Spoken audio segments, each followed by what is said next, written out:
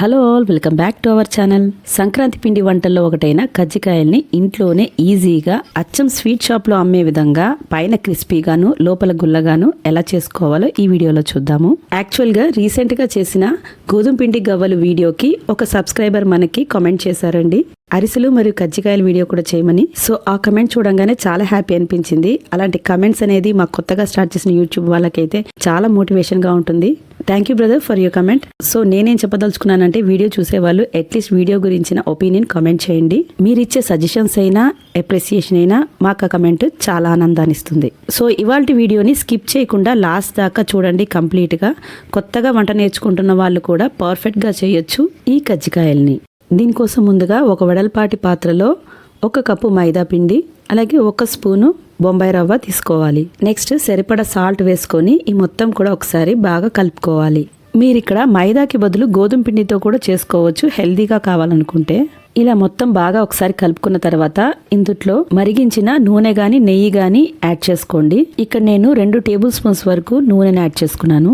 ఇక్కడ మరీ వేడిగా ఉంటుంది కాబట్టి చేయి పెట్టి కలపొద్దు. గరిటెతో ఒకసారి మొత్తం కూడా మిక్స్ చేసేసుకుంటే ఆ తర్వాత కొంచెం చల్లబడిన తర్వాత చేతితో మనము బాగా ప్రెస్ చేస్తూ కలుపుకోవాలి. ఇక్కడ ఈ నూనె పిండికి బాగా పట్టించేలాగా బాగా రబ్ చేస్తూ కలుపుకోవాలి. ఇలా వేడి నూనె గాని నెయ్యి గాని పోయటం వల్ల మనకి పైన లేయర్ అనేది బాగా గుల్లగాను క్రిస్పీగాను వస్తుంది. ఇక్కడ చూపిస్తున్న విధంగా మనం కొద్దిగా పిండిని తీసి ఇట్లా పట్టి చూస్తే మనకి ఇలా పట్టినట్టు ఉండాలన్నమాట.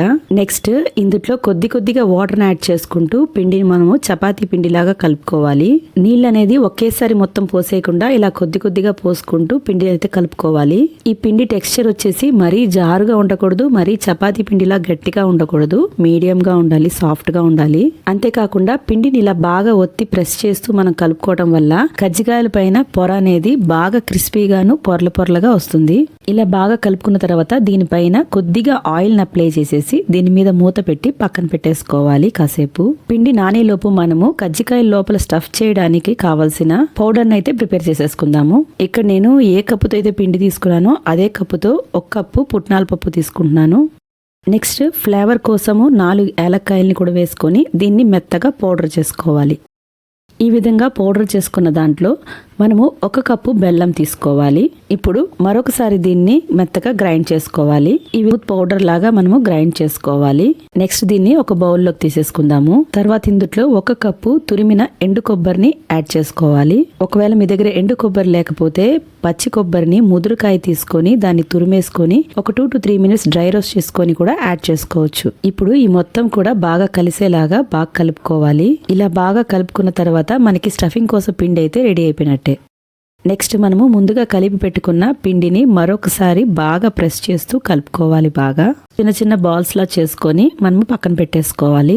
ఇదే విధంగా పిండి మొత్తాన్ని కూడా చిన్న బాల్స్ లా చేసుకొని పక్కన పెట్టేసుకోవాలి. ఈ విధంగా మొత్తం అన్నిటిని ప్రిపేర్ చేసుకున్న తర్వాత ఇవి ఆరిపోకుండా దీని మీద మూత పెట్టుంచి ఒక్కొక్క దాన్ని తీసుకొని మనము ఎక్కడ క్రాక్స్ లేకుండా నీట్ గా మనం రోల్ చేసుకొని పూరిలాగా ఒత్తుకోవాలి.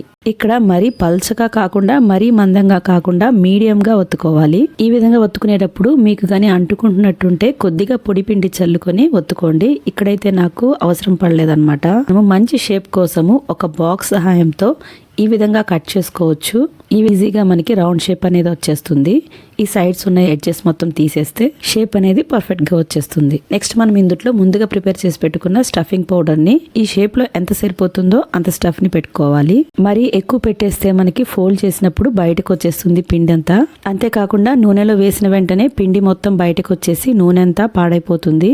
సో మీరు చేసిన షేప్ కి సరిపడినంత పిండి మాత్రమే పెట్టుకోండి. నెక్స్ట్ ఈ విధంగా క్లోజ్ చేసేసుకోవాలి. క్లోజ్ చేసేటప్పుడు మెల్లగా లోపల పిండి అనేది బయటకు వచ్చేయకుండా చూసుకుంటూ మెల్లగా క్లోజ్ చేయాలి. తర్వాత అంచులంతా కూడా ఈ విధంగా ప్రెస్ చేసుకోవాలి. లోపల పిండి అనేది బయటికి రాకుండా ప్రెస్ చేసుకున్న తర్వాత ఒక ఫోర్క్ స్పూన్ తో మనం ఈ విధంగా షేప్ ఇచ్చుకోవచ్చు. ఇలా ప్రెస్ చేస్తున్నప్పుడు జాగ్రత్తగా ఎడ్జెస్ లో మాత్రమే ప్రెస్ చేయాలి. మరీ లోపలికి ప్రెస్ చేస్తే హోల్ పడిపోతుంది. మనకి మార్కెట్లో అయితే ఈ కజ్జికాయలు చేసే మౌల్డ్ కూడా దొరుకుతుంది. సో దాన్నన్నా మీరు తీసుకుంటే ఈజీగా అయిపోతుంది. అలా లేకపోయినా కూడా మనం ఇంట్లో కూడా ఈ విధంగా ప్రిపేర్ చేసేసుకోవచ్చు. ఇదే విధంగా అన్నిటిని ప్రిపేర్ చేసేసుకోవాలి. నా దగ్గర అయితే ఇలా ఒక ప్లాస్టిక్ మోల్డ్ ఉందన్నమాట. సో అందులో కూడా కొన్ని ప్రిపేర్ చేసుకుందామని ఈ విధంగా చేసుకుంటున్నాను. మౌల్డ్ లోపల పూరీలా ప్రెస్ చేసుకున్న దాన్ని పెట్టేసుకొని మధ్యలో స్టఫ్ చేసేసుకొని చుట్టూరా వాటర్ అప్లై చేసేసుకొని ఈ విధంగా ప్రెస్ చేసుకున్న తర్వాత ఎక్స్ట్రాగా వచ్చినవి పైన మొత్తం తీసేస్తే మనకి షేప్ అనేది రెడీ అయిపోతుంది ఈజీగా. సేమ్ ఇదే విధంగా చెక్క మౌల్డ్ అయినా కూడా ఇలాగే చేసుకోవాలి. ఇక్కడ నాకు మొత్తము 1 కప్పుకి 10 వరకు వచ్చినాయి కజ్జికాయలు. తర్వాత స్టవ్ ఆన్ చేసుకొని ప్యాన్ పెట్టుకుని అందులో డీప్ ఫ్రైకి సరిపడా ఆయిల్ పోసుకోవాలి. ఆయిల్ బాగా వేడెక్కిన తర్వాత స్టవ్ ని మీడియం ఫ్లేమ్ లో ఉంచుకొని ఈ కజ్జికాయల్ని ఒక్కొక్కటి వేసుకోవాలి. స్టవ్ ని హై ఫ్లేమ్ లో పెట్టుకుంటే వెంటనే ఇవి మాడిపోయే ఛాన్సెస్ ఉన్నాయి. సో మీడియం టు లో ఫ్లేమ్ లో పెట్టుకొని వీటిల్ని వేయించుకోవాలి. అలాగే అన్నిటినీ ఒకేసారి వేయకుండా ఈ ఆయిల్లో సరిపడినన్ని మట్టుకే వేసుకొని ఫ్రై చేసుకోవాలి. అలాగే వేసిన వెంటనే గరిట పెట్టి తిప్పకూడదు.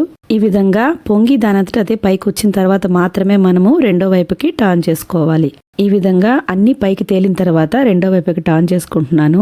ఇక్కడ ఈ షేప్ వల్ల కొన్ని ఆటోమేటిక్ గా దానంతట అదే టర్న్ అయిపోతూ ఉంటుంది.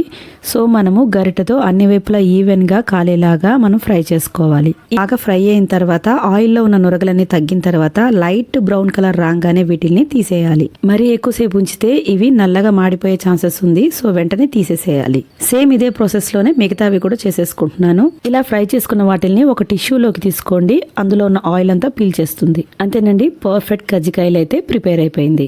ఇక్కడ మీరు గమనించవచ్చు పైన చాలా క్రిస్పీగాను లోపల గుల్లగాను చాలా బాగా వచ్చింది స్వీట్ అయితే. మనము పిండి కలపడంలోనే ఉంటుందన్నమాట. పైన పొరలు పొరలుగా ఇంత బాగా వస్తుంది. ఈ సంక్రాంతికి మీరు కూడా తప్పకుండా ట్రై చేసి మీకు ఎలా వచ్చిందో నాకు కామెంట్ చేయండి. అలాగే వీడియో నచ్చితే లైక్ చేయండి. ఫ్రెండ్స్ అండ్ ఫ్యామిలీ మెంబర్స్కి షేర్ చేయండి. ఇంకా ఇలాంటి మరిన్ని రెసిపీస్ కోసం మన ఛానల్ని సబ్స్క్రైబ్ చేసుకోవడం మర్చిపోమాకండి. మరో ఇంట్రెస్టింగ్ రెసిపీతో మళ్ళీ కలుసుకుందాం. Thank you for watching. Have a nice day.